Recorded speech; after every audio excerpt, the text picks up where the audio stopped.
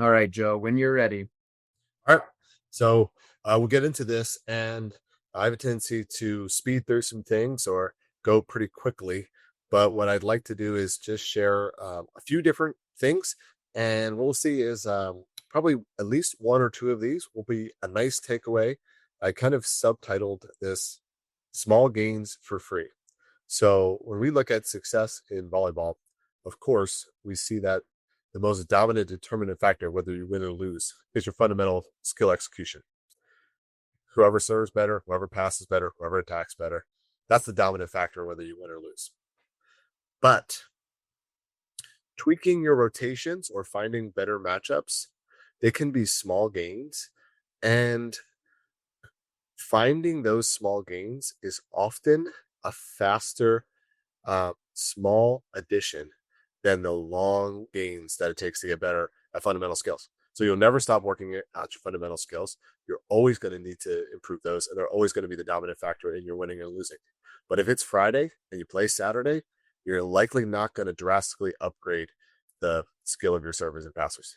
You do what you can, but as you get close to the critical parts in your season, which maybe some of you listening to this webinar are into the playoffs right now, or maybe you have the playoffs approaching, is probably a little bit more likely.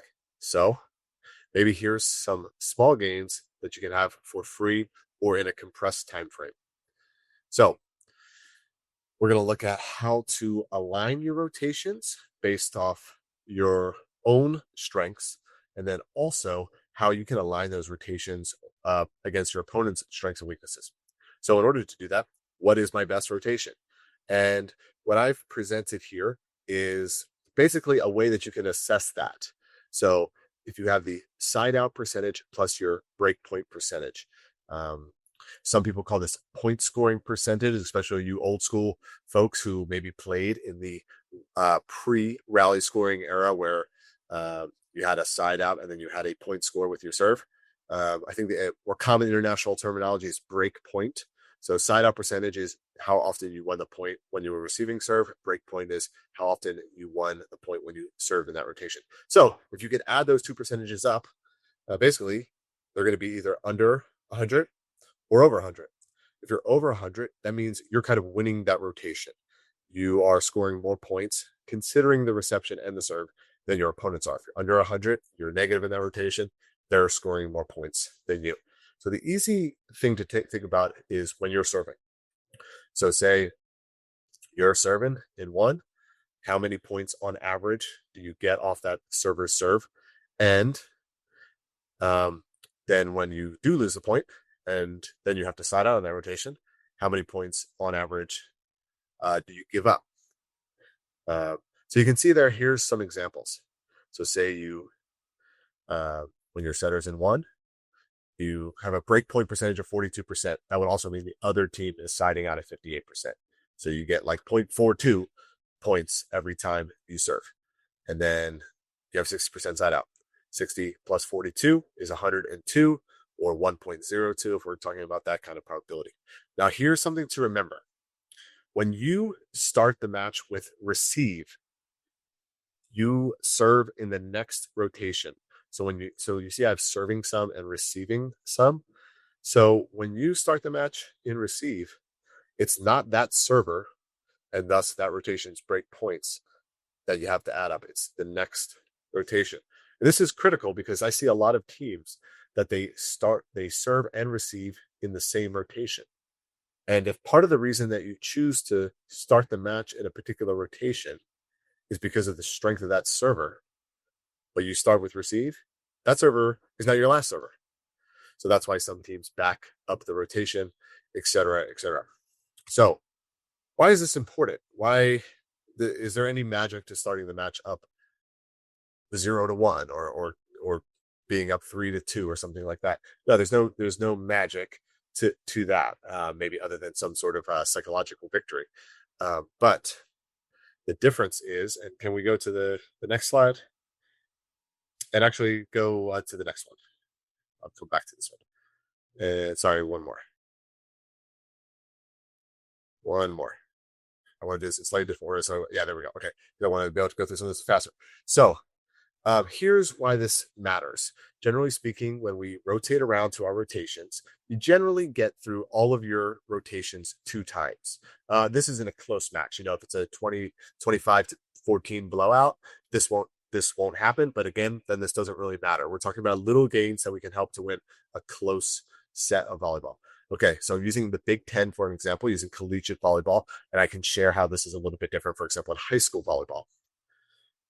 So in that Big Ten, which is pretty representative of the NCAA as a whole, 90% likely that your first server will get a third chance to serve, and 80% likely your second server. So your first 2 servers of the game often get 3 trips at the service line. But now it's only 50% likely that your third server, and then you can see from there, such that your 5th and 6th servers rarely get to serve a third time. So this is why the rotation that you start in matters, because that dictates the rotations that will have to clinch the game or prevent your opponents from doing so. So another good way to start to think about this is, rather than who do I want to start the game, what rotations do I want to come up when it's 21-21? Because that's a very common scenario. If it's a close game like that, your rotations are going up that. So this is why we want to be able to assess and be able to come up with our best rotations. Now, can you go back a slide, Jordan? So what is my best rotation? Well, you can record some stats, and maybe some of you use the various stats app programs to do your Sideout percentage, to do your Breakpoint percentage, to figure out where your strongest and weakest rotations are. Let's look at some overall kind of generalities and see what we notice here. So on the left, there's Big Ten, which again, that's one of the strongest collegiate NCAA women's conferences there. And then on the right, we have information from Sideout. So this is from a high school volleyball from a statistics app. So this is high school coaches all over the country. Well, what do we notice about those 2 columns? In both the NCAA and high school, setter in 1, rotation 1, is the weakest Sideout rotation. And in high school volleyball, it's the weakest by quite a bit. And it's also the weakest, as we see there, in the NCAA. Now, here's the interesting thing. In high school volleyball, setter in 1 is both the weakest rotation by a considerable margin, and it's by far the most common. So I always remind coaches of this. You do not have to start in rotation 1. Rotation 1 is called that because the setter is in 1, and you have to pick some rotation to label as rotation 1. We don't have to start in rotation 1. And so there, if we compare them, we see a couple others. We see in high school volleyball, setter in 4 is also a significantly weaker rotation. We can have some guesses as to why. My guess is at the high school level, setters are very affected by their releases. Rotation 1 is a more difficult release. It's a longer run for the setter out the back row. And setter in 4 is also a bit of a weaker, more challenging release. The setter is often pushed up at the net, having to run along the net. Or that can be the team has subbed into a quasi rotation 1 in that rotation. So we see those are fairly weak rotations. And we see setter in 6, setter in 2 being also very strong rotations at the high school level. Those are very easy rotations for the setter. They're already kind of up near the right side of the court. It's very easy on the setter. We look at the NCAA, we see setter in 4, a little bit lower, not quite as bad, but maybe a little bit of a challenge. And we also see setter in 2 being pretty weak. If you look at the NCAA numbers, you'll see a pattern where they are very influenced by which middle is in the game. In the NCAA level, most teams are running a 5-1, although interestingly, this is a year where some prominent teams are running 6-2s. But in the NCAA, still by far the most common offensive alignment is a 5-1 rotation. And the middle that plays next to the setter is often the stronger attacking middle, particularly as a slide hitter. So if you look at the 3 rotations where she's in the game, setter 5, setter 4, setter 3, you'll see the average of those rotations is quite a bit higher than setter 1, setter 6, setter 2, where the other middles are in the game. And setter 2 ends up being a vulnerable rotation in the NCAA because they have the weaker middle in the game, but only 2 hitters. So they have a hitter who might be not as proficient on the slide, but also only 2 rotations. And those are often the rotations where teams will gang up on the outside hitter and handle that middle one-on-one. So what does that mean for you? It could mean that your teams have exactly these strengths and weaknesses, or You could have some individual peculiarities. But the point is, don't start in rotation one just because that's where you start. And don't start in the rotation, some other rotation, just because that's what you've done with the previous year. Try to assess your team's strengths and weaknesses and figure out where you're strong and where you're weak. Can we hit the next slide? So here's some kind of interesting things as we note that. The next to middle tends to get set significantly more than the away middle. What I mean by next to, some people call this the M1. That's if your setter is in 1, that would be the middle that is in 6, next to the setter in the rotational order. And the away middle would be, if the setter is in 1, the middle that's in 3, away from the setter in the rotation order. Sometimes people call this the M2. And it's predominantly, at least as I learned it, I always called the next to outside hitter, the outside hitter who's next to the setter in the rotation alignment. So if the setter is in 1, that would be the outside that's in 2, as the O1. A lot of people call that the O1, the OH1. It is not the case that that player gets set more than what's often called the O2. If the setter is in 1, the O1 is in 2, the O2 would be in 5. If you start in setter 1 or setter 6, which are very common starting alignments, the away outside, who's often called the O2, averages more than 1 attempt per set more than the next outside. Not that you can't set that O1 more, but it's just kind of the nature of the game because you're sliding that other player right into the front row. So something that I end up kind of urging teams to think about is if you do start in setter 6, which is a good idea, you're getting away from rotation 1, which is often a weak rotation. Don't automatically put your strongest rotation next to the setter because don't automatically put your strongest outside attacker next to the setter, because what you're doing is then starting her right in the back row. So you may want to consider starting in an alignment like setter 6 or setter 5, but starting that stronger outside attacker in the front row, even though that's often thought as the O2. Now, there's something else to consider with that may or may not influence that. The next to outside, that O1, has a bit harder reception responsibility. If they play all the way around, they'll have to pass in zone 1 twice and zone 6 twice, and then only pass in zone 5 2 times. Whereas the other outside, if they play all the way around, they're always in zone 5. There are 4 times they're going to be over in zone 5 on the left side of the court. It's a little easier reception responsibility. So that could mean, that top outside, you still want to keep her as the O1, the next to, because you want her to have more of that passing load. Or it could be mean, hey, that top outside, who's kind of my big offensive banger, I want to make the passing responsibility a little easy on her. So you may want to think about that, putting her as the O2. So I think that's not a bad idea to think about for teams. I also consider who your libero serves for. Now, we have enough subs that you might be able to, depending on the rest of your alignment, you may be able to have a libero serve for a middle and have a serving sub for the other middle. In women's, high school and sort of like club volleyball, you may be able to do that. But you may not be able to. And we know that liberos, their point scoring, their breakpoint scoring percentage as a whole is quite a bit higher than middles. So if you do start setter in 6, consider having that libero serve for the away middle, which is going to be either your first or second server. Even if the other middle is a slightly weaker server, the advantage of getting that libero to come back for a third time may be worth it, because that's often a rotation that teams are able to get runs on when their libero serving, not only upgrading the serve potentially of the middle, but upgrading the defense as well in order to spark a run there. So let's, can you slide forward? Should be 2 to 3 slides forward. Go ahead. Right here. Okay. So then we also have this sort of rolling average, and I can share this. I don't want to get too bogged into the formulas. I can share the specific formulas with anybody who wants to reach out afterwards. But basically, you want to consider not just your strongest rotation, but the subsequent rotations.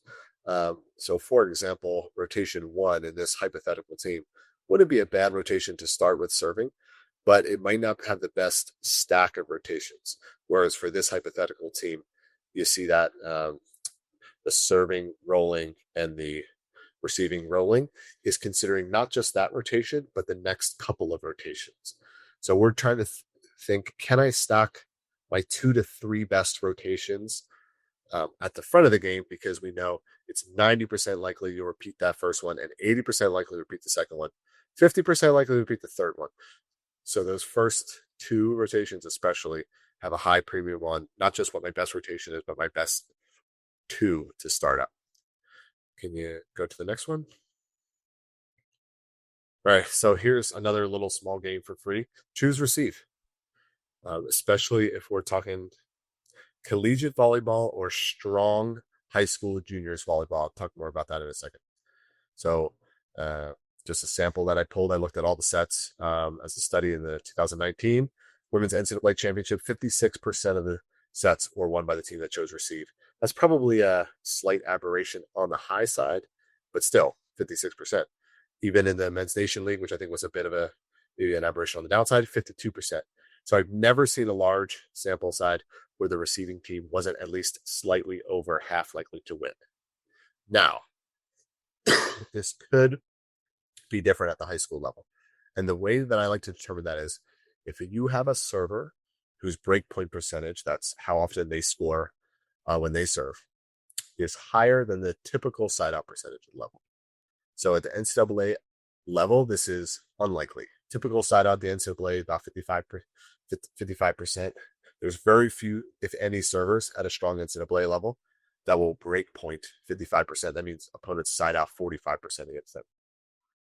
It could be at the high school level, you may very well have a server or two that's over 50% likely to score, meaning the other team is under 50% likely to side out. So it is possible at the high school level. And often kind of what we see, kind of the arc of volleyball is sort of middle school, 14 and under, into the 15 and under, into high school level that's maybe not state championship level, maybe kind of more middle of the pack high school teams. That side out percentage is about 50% or maybe even a little bit lower. But what we see with high school teams that are winning their conferences, going into district or league playoffs, getting into the state tournaments, just those matches in a typical state tournament, especially as we get into it, will generally, both teams will be over 50%. So those are if you're at that level, you almost certainly want to choose receive. Go to the next slide. And now let's consider the other team. So we kind of looked at our team just kind of in a vacuum. Hey, we're just playing.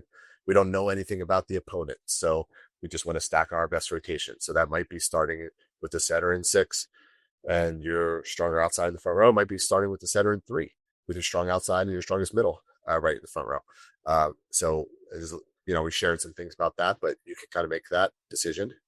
Now, are we going to consider the other team?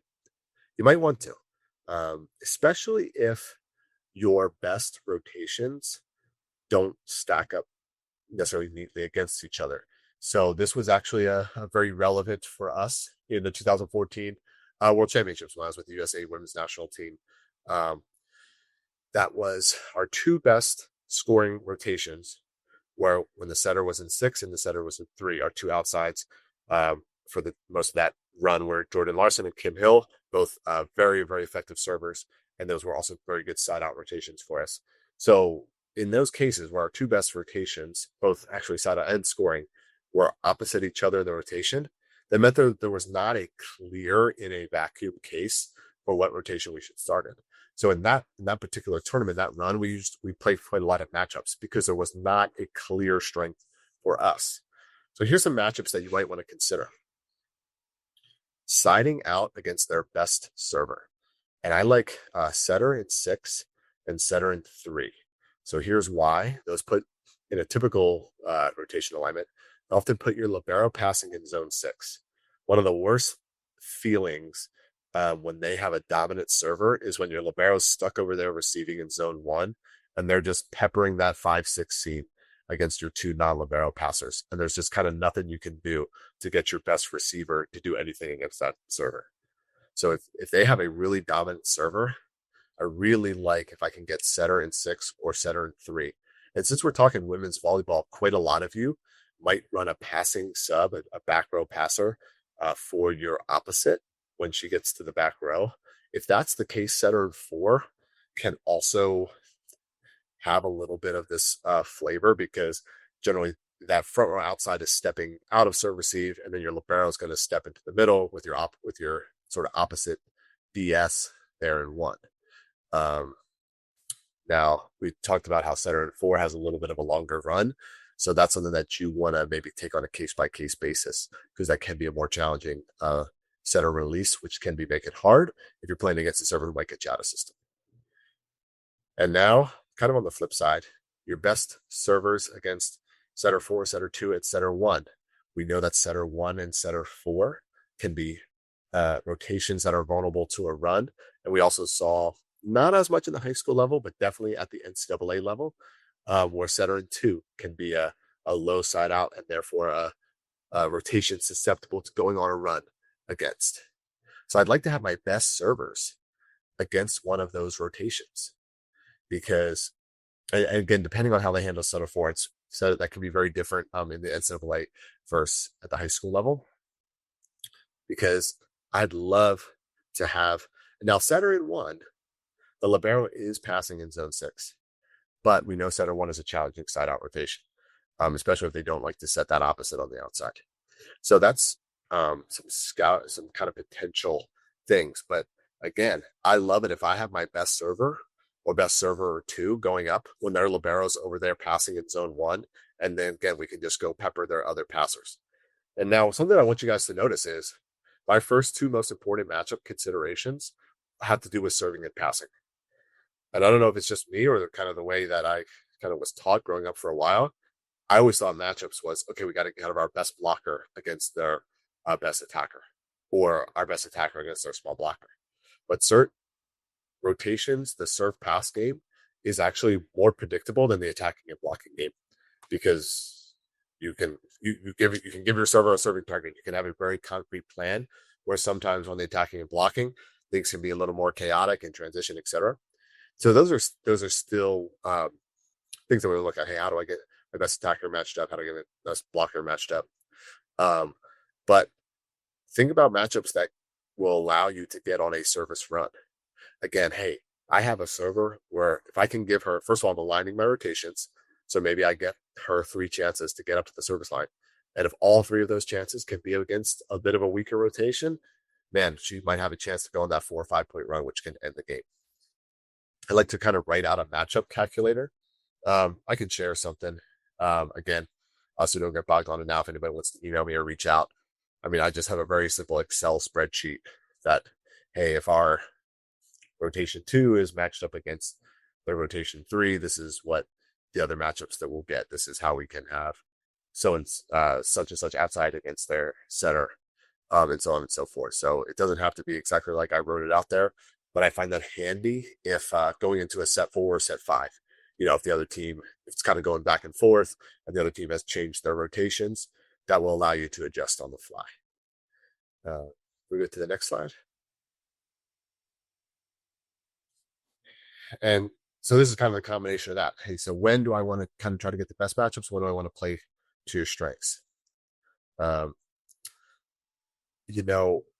want to consider matchups if it's close, and the other team also has to consistently start in the same rotation.